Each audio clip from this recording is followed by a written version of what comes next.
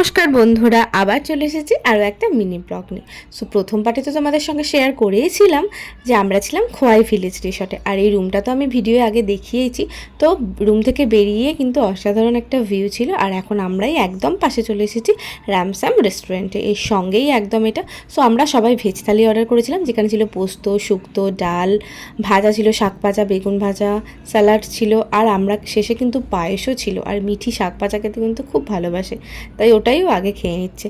So যাই হোক, দুপুরে রেস্ট নেওয়ার পর আমরা চলে গিয়েছিলাম হাটে। হাটে তো যেতেই হতো, এটাই তো এখানকার সৌন্দর্য। এই যে, তারপর এভাবে তো নাচার বেশ শখ ছিল, কিন্তু মিঠি এতই দুষ্টু করছে, আমার আর না হয়নি নাচা। তো যাই হোক, হাটে চারিদিকে ঘুরে ঘুরে দেখলাম, ভীষণই ভালো লাগলো।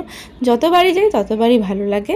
আর এই যে সন্ধেবেলা আমরা একদমই আমাদের রুমের পাশেই ছিল এই ছাদটা, এখানে এসে সবাই মিলে একটু গল্প করছিলাম, আর এই যে দুজনে মিলে খেলে বেড়াচ্ছে। সো আজকের মতো টাটা।